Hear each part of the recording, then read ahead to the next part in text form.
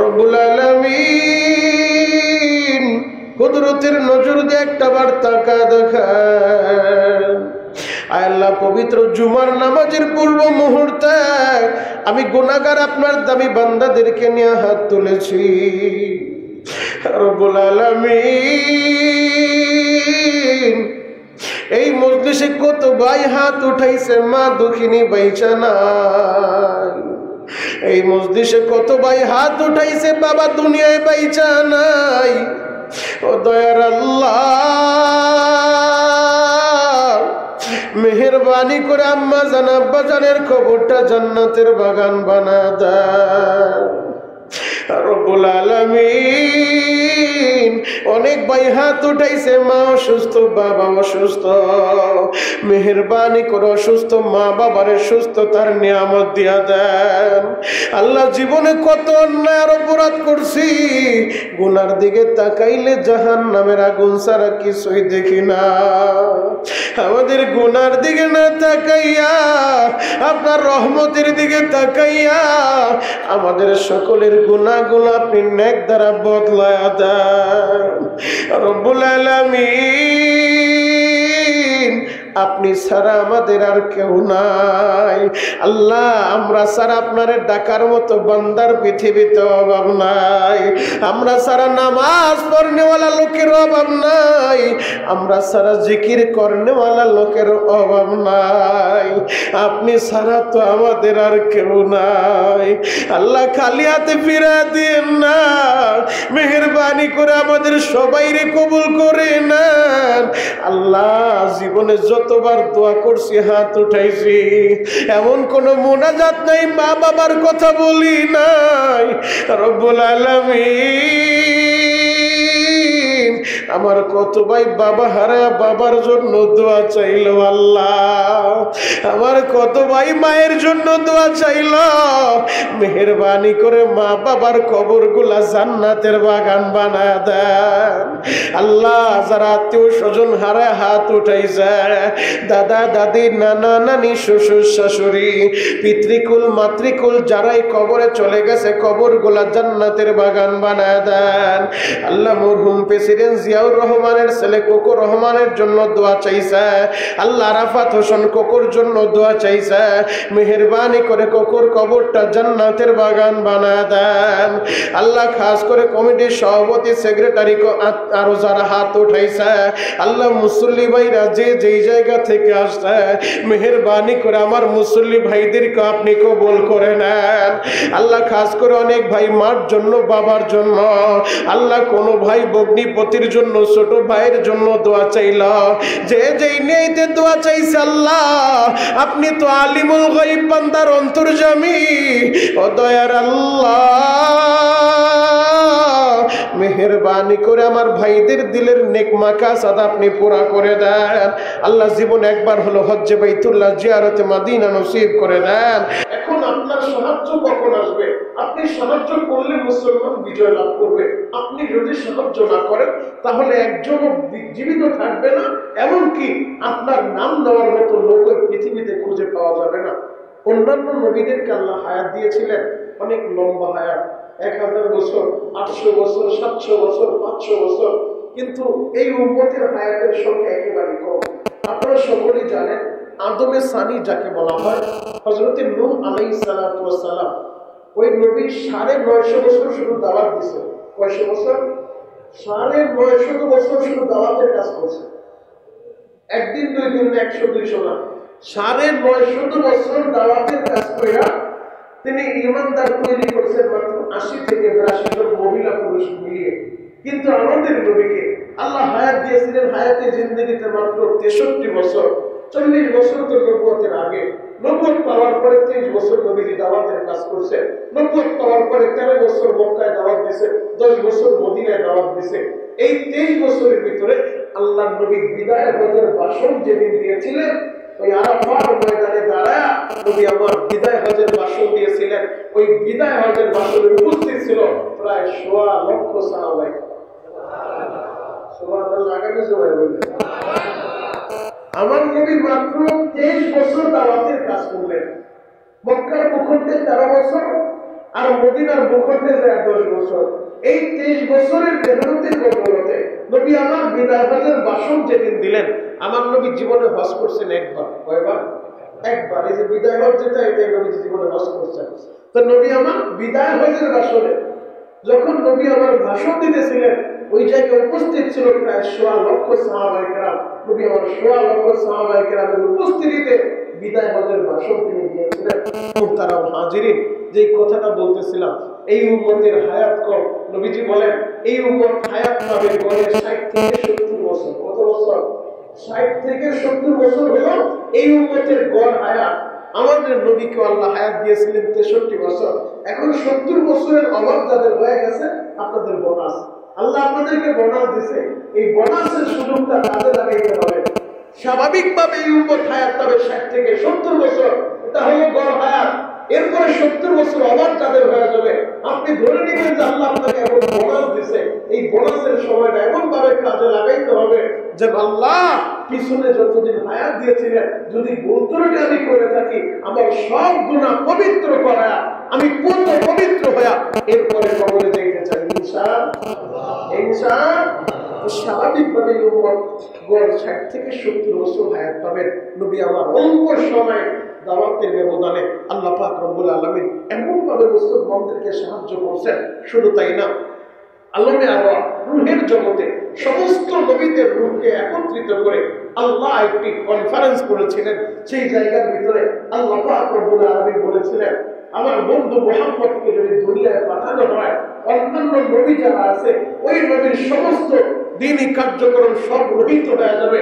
নবী মুহাম্মদ দুনিয়া আসার সাথে সাথে কিয়ামত পর্যন্ত নবী মুহাম্মদের দ্বীন এবং ধর্ম ইসলাম দুনিয়ার ভিতরে থাকবে। তো আমাদের নবী আসছে, আমাদের নবী আসার পরে ঈসা নবীর ধর্ম রহিত হয়ে গেছে, অন্যান্য নবীদের যত ধর্ম ছিল সব রহিত হয়ে গেছে। কিয়ামত পর্যন্ত এই পৃথিবীতে মনোনীত গ্রহণযোগ্য আল্লাহর কাছে যেই ধর্ম গ্রহণযোগ্য মনোনীত ধর্ম, সেই ধর্মের নাম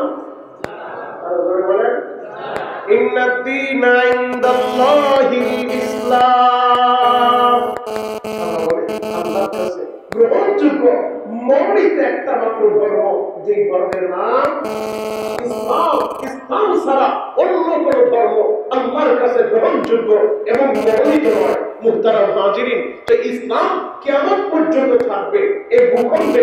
তো রাহমাতুল লিল আলামিন নবীর দুনিয়া থেকে বিদায় নেওয়ার 80 দিন আগে আল্লাহ পবিত্র কোরআনের ধারাবাহিক সিরিয়াল অনুযায়ী 110 নম্বর সূরা সূরাতুন নাসর, মাত্র 3 আয়াত বিশিষ্ট ছোট্ট একটা সূরা আল্লাহ নাযিল করলেন।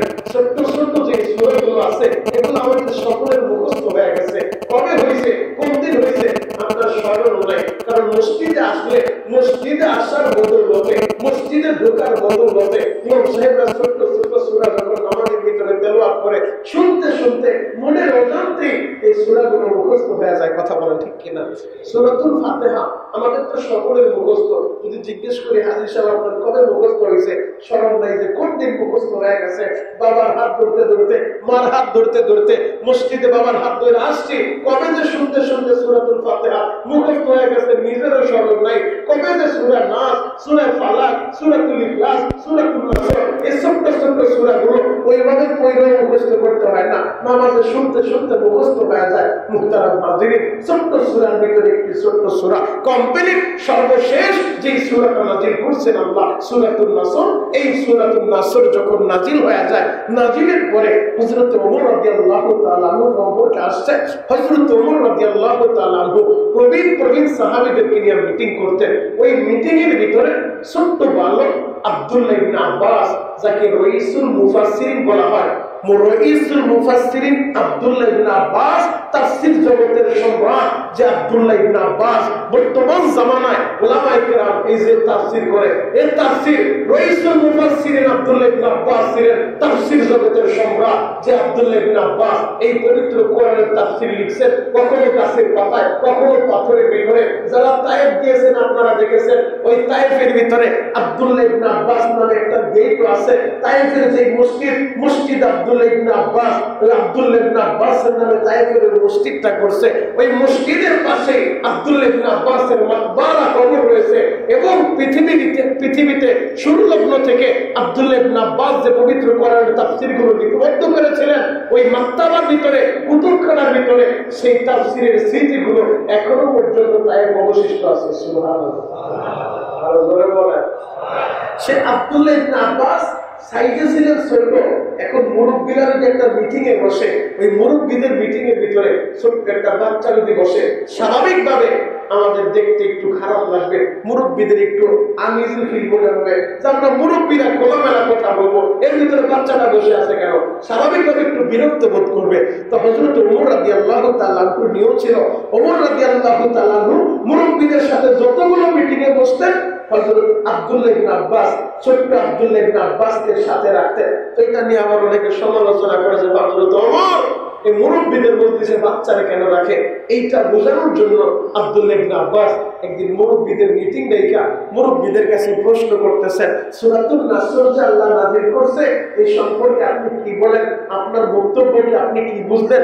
মুরব্বীর কেউ বলতেছে যে আমি বললাম এটা তো স্পষ্ট যে আল্লাহ বলতেছে আল্লাহর সাহায্য আসবে, ইযা জা নাসরুল্লাহি ওয়াল ফাত, যখন আল্লাহর সাহায্য আসবে আল্লাহ বিজয় দান করবে, আল্লাহ মক্কা বিজয় দান করেছে, আল্লাহ বিজয় দান করবে। এবং আল্লাহ বলতেছে ওয়ারাইতান নাসা ইয়াদখুলুনা ফি দীনিল্লাহি আফওয়াজা, নবীজি আপনি দেখবেন দলে দলে, একজন দুইজন কইরা না, দলে দলে মানুষগুলো আইসা ইসলামের ভিতরে প্রবেশ করে। সুবহানাল্লাহ। আর জোরে বলেন। দলে দলে লোকজন আইসা ইসলাম গ্রহণ করে, আপনি দেখবেন এটা তো স্পষ্ট যে আল্লাহ সাহায্য করবে, মুসলমান দলে দলে কালিমা গ্রহণ করবে, ইসলাম গ্রহণ করবে। এক একজন এক একটা বলতেছে যে এই সূরার ভিতরে আল্লাহ সাহায্যের কথা আছে, এই সূরার ভিতরে আল্লাহ রহমতের কথা আছে, এইভাবে বলতেছে। আব্দুল্লাহ ইবনে আব্বাস মুরব্বীদের সবার প্রশ্ন শেষে আব্দুল্লাহ ইবনে আব্বাস, ছোট্ট আব্দুল্লাহ ইবনে আব্বাস হযরত ওমর দাঁড় করায় দিয়েছে, তোমার বক্তব্য কি, এই সূরা সম্পর্কে তুমি কি বুঝলা? আব্দুল্লাহ ইবনে আব্বাস বলে এই সূরা সম্পর্কে আমি এটাই বুঝলাম, এই সূরা নাযিল করে আল্লাহ ইঙ্গিত দিয়ে দিলেন আল্লাহর নবী আর বেশি দিন দুনিয়ায় থাকবেন। আল্লাহু আকবার। জোরে বলুন আল্লাহু আকবার। আব্দুল্লাহ ইবনে আব্বাসের এই কথা শুনে হযরত ওমর বললেন তুমি সঠিক বলেছ, কারণ আল্লাহর নবী দুনিয়া ছাড়ার টাইম তার হয়ে গেছে। যদি দুনিয়া ছাড়ার টাইম কেন হয়েছে? কারণ নবীকে আল্লাহ পাঠাইছে দাওয়াতের কাজ করার জন্য। যখন তার কাজ মিশন সাকসেস হয়ে গেছে তখন তো আর নবীর দরকার নাই, নবীর আল্লাহ আল্লাহর দিদারে নিয়ে যাবেন, আল্লাহর কাছে উঠায় নেবেন, নবীর দুনিয়া ছাড় থাকায় আর দরকার নাই। কারণ যাকে যাকে লোকজন আইসা যখন কালিমা করবে, যাকে যাকে লোকজন আইসা যখন ইসলাম গ্রহণ করবে, তখন তো আর দুনিয়ায় থাকার দরকার হবে না, তখন তো নবীর আল্লাহ উঠায় নেবেন। এই সূরার মাধ্যমে আল্লাহ সেটাই বুঝাইছে। এজন্য এই সূরা নাযিল হওয়ার 80 দিন পরে আল্লাহর নবীকে দুনিয়া থেকে আল্লাহ নিয়ে গিয়েছেন। মুহতারাম হাজিরিন, যেই কথাটা বলতেছিলাম, এই সূরা আল্লাহ মুসলমানদের সাহায্যের সূরা, মুসলমানদেরকে সাহায্য করছে। আল্লাহ যতগুলো সাহায্য করছে, যতগুলো বিজয় মুসলমানদের এসেছে আল্লাহর সাহায্যের মাধ্যমে এসেছে। বদরের মাঠে আল্লাহ সাহায্য করেছে, হুনাইনের মাঠে আল্লাহ সাহায্য করেছে, উহুদের মাঠে আল্লাহ সাহায্য করেছে, খন্দকের মাঠে আল্লাহ সাহায্য করেছে। যতগুলো বিজয় মুসলমানদের এসেছে সাহায্য করছেন কে? আল্লাহ। আর জোরে বলেন। দেশ স্বাধীন হয়েছে তারা বলেন ৭১ সাহায্য করছে কে? আর জোরে বলেন কে? ২৪ সাহায্য করছে কে?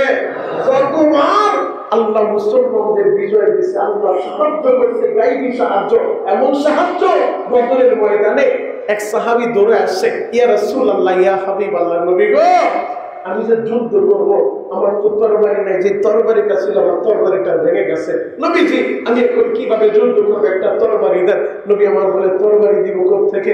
নবী আমার একটা খেজুর গাছের ডাল ভেঙে ওই সাহাবীর হাতে দিয়ে দিছে, এই খেজুর গাছের ডালটা নিয়ে যাও। সাহাবী বলতেছে নবীজি আপনি যুদ্ধের ময়দানে আমার খেজুর গাছের ডাল দিলেন, আরে বেঈমানদের সামনে দাঁড়াইলে আগে তোমরা একটু হাসি হাসবে যে মুসলমানের মনে হয় মাথা খারাপ হয়ে গেছে, ওরা বড় বড় দাও নিয়ে আসছে, ওরা ডাল সুরকি নিয়ে আসছে, আর আমি তাদের সামনে ওই দাওয়ের সামনে তরবারির সামনে আমি খেজুরের ডাল নিয়ে দাঁড়াবো, ওরা আমার খেজুরের ডাল দেখে তো হাসতে থাকবে আর বলবে লোকটা মনে হয় পাগল হয়ে গেছে। নবী বললেন যাও আমার আল্লাহ সাহায্য করবে। আল্লাহু আকবার। ওই সাহাবী যখন খেজুরের ডাল নিয়ে দাঁড়ায় গেছে, সাহাবী এসে বলে নবীজি আমি খেজুরের ডাল, ওরা তরবারি দিয়ে কোপ মারে, আমি খেজুরের ডাল দিয়ে আঘাত করলাম, আমার খেজুরের ডাল গলায়ও লাগে নাই, দূর থেকে শুধু আঘাত করছি, আমি তাকায় দেখলাম খেজুরের ডালটা সরাইতে দেরি, ওদের বডি থেকে গর্দান পড়তে দেরি হয়। আর জোরে বলে সাহায্য করছেন কে?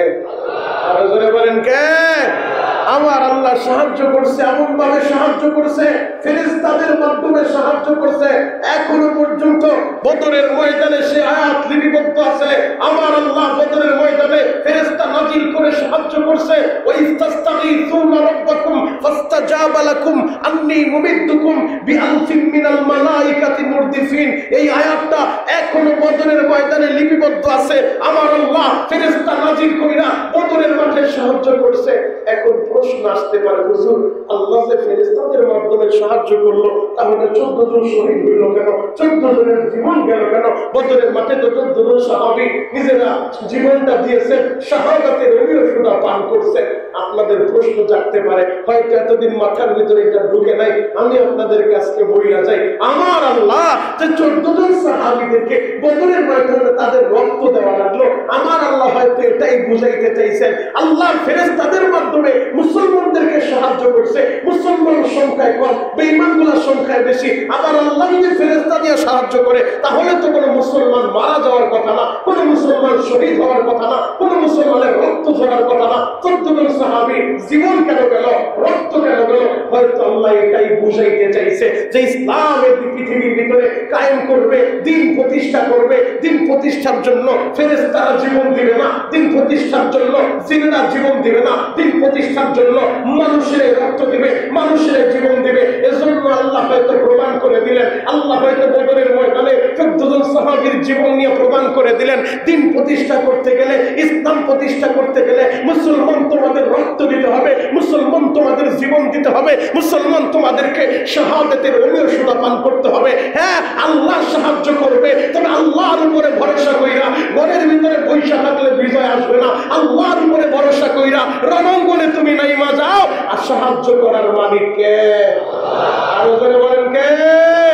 আল্লাহ হয়তো সেটাই বুঝাইতে চাইছেন 14 জন সাহাবীর রক্ত নিয়ে, যে পৃথিবীতে দিন কায়েম করতে গেলে কোনো ফেরেশতা তো রক্ত দিবে না, এই পৃথিবীতে দিন কায়েম করতে গেলে কোনো জিন তো রক্ত দিবে না, রক্ত দিতে হবে মুসলমানদের। এজন্যই আমার আল্লাহ মুসলমানদের রক্ত দিয়ে প্রমাণ করে দিলেন, মুসলমান তোমরা দিন বিজয়ের জন্য, ইসলাম প্রতিষ্ঠার জন্য, কোরআন প্রতিষ্ঠার জন্য, আল্লাহর ভূখণ্ডে আল্লাহর দিন বাস্তবায়নের জন্য তোমাদের রক্ত দিতে হবে, তোমাদের জীবন দিতে হবে। আল্লাহ এই জাতিকে সহি বুঝ আপনি দান করেন। চিৎকার মেরে বলেন আমিন, আর জোরে বলেন আমিন।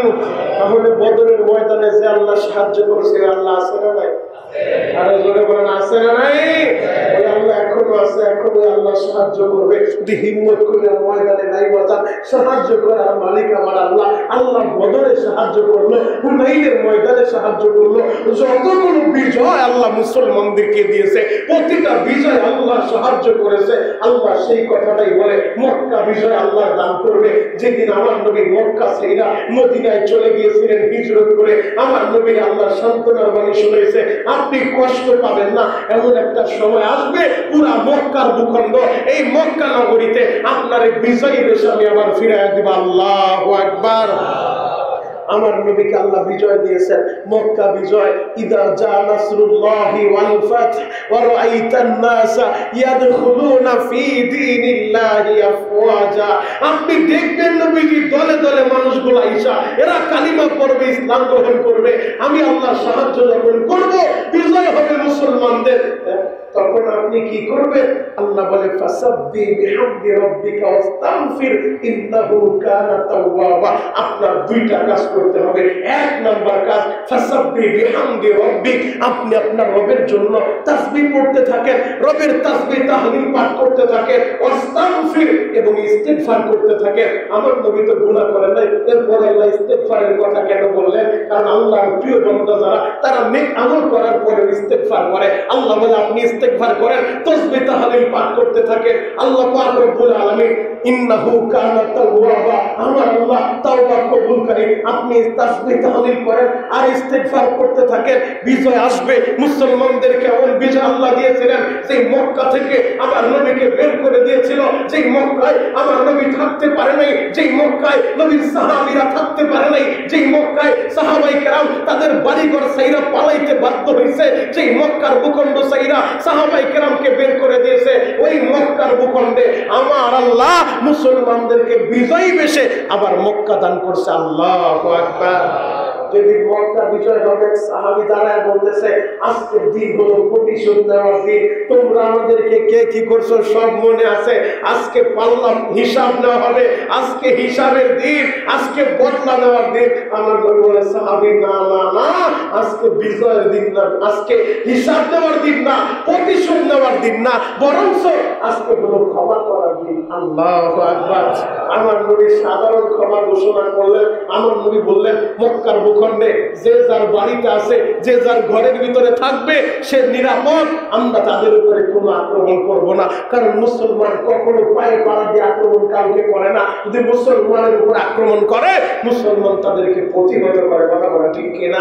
নবীজি বললেন যারা ঘরের ভিতরে থাকবে তোমরা নিরাপদ, যারা কাবার চত্বরে থাকবে, হেরেমের ভিতরে থাকবে তোমরা নিরাপদ।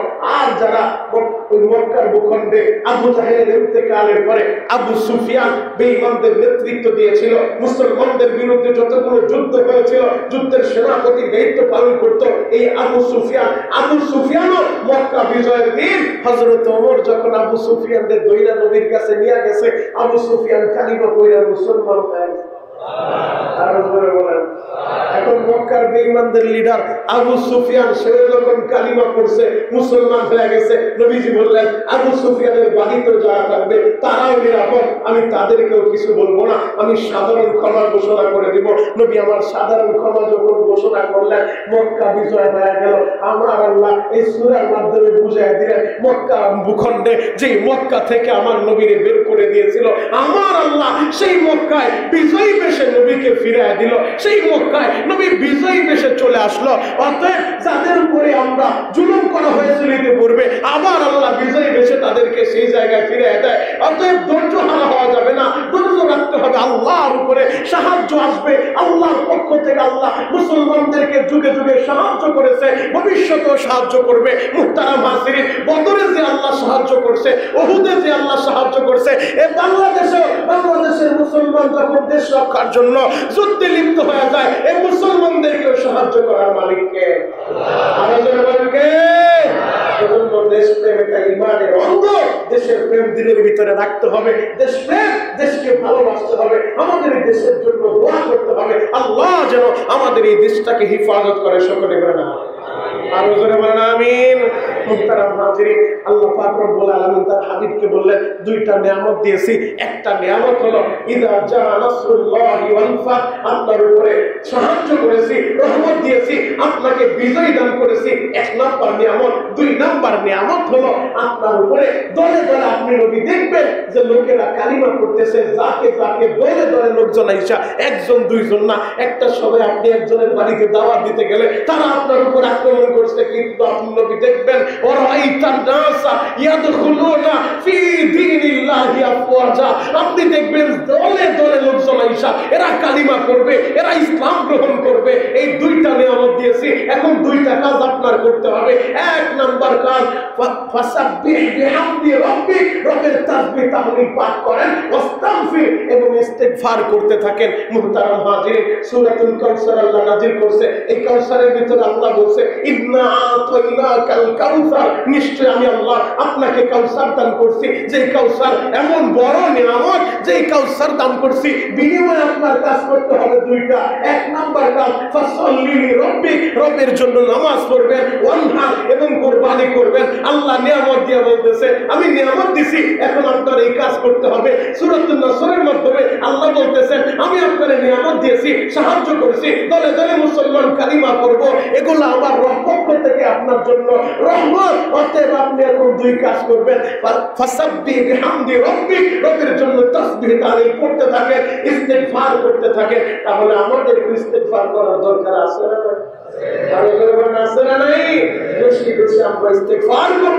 ইস্তেগফার করলে আল্লাহ পাক রব্বুল আলামিন জিন্দেগীর গুনাহ খাতা মাফ করে, মর্যাদা বৃদ্ধি করে, যে পরিমাণ গুনাহ ছিল গুনাহগুলো নির্দার পরিবর্তন করে। এজন্য বেশি বেশি আমরা ইস্তেগফার করতে থাকব, ইস্তেগফারের আমল করব।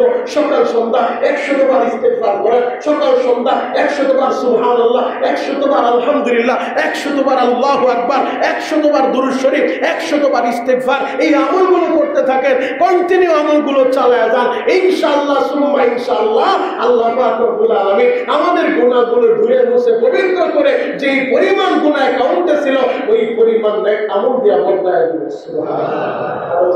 সুবহানাল্লাহ। তাহলে ইনশাআল্লাহ ইস্তেগফারের আমল বেশি বেশি করা যাবে তো ইনশাআল্লাহ। এজন্য দোয়া করতে থাকেন আল্লাহ যেন আমাদের রজব শাবানে বরকত দেয়। আল্লাহুম্মা বারিক লানা ফি রজব ওয়া শাবান ওয়া বাল্লিগনা রমাদান। আল্লাহ আপনি আমাদের রজব এবং শাবানের ভিতরে বরকত দেন, আমাদের হায়াতগুলো লম্বা করে রমজান পর্যন্ত পৌঁছায় দেন। রমজান আসতেছে, রমজানের পূর্ব প্রস্তুতি গ্রহণ করা, যেন রমজান মাসে আমরা ইবাদতের ভিতরে কাটাইতে পারি, যেন রমজান মাসে রোজা রাখতে আমাদের কষ্ট না হয়। এখন থেকে বেশি বেশি নফল রোজা রাখা, যেন রমজানে রোজা রাখতে আমাদের কষ্ট না হয়। এখন থেকে বেশি বেশি নফল নামাজের ইহতিমাম করা, যেন রমজান মাসে দাঁড়ায় দাঁড়ায় তারাবি পড়তে কষ্ট না হয়, তাহাজ্জুদে দাঁড়াইতে কষ্ট না হয়। এখন থেকে বেশি বেশি কোরআনে কারীমের তেলাওয়াত করা, যেন রমজান মাস কোরআন নাজিলের মাসে আমরা বেশি বেশি কোরআন তেলাওয়াতের মাধ্যমে কাটাইতে পারি। আল্লাহ পাক রব্বুল আলামিন আমাদের সবাইকে বুঝা এবং আমল করার তৌফিক দান করুক। সকলে বলেন আমিন।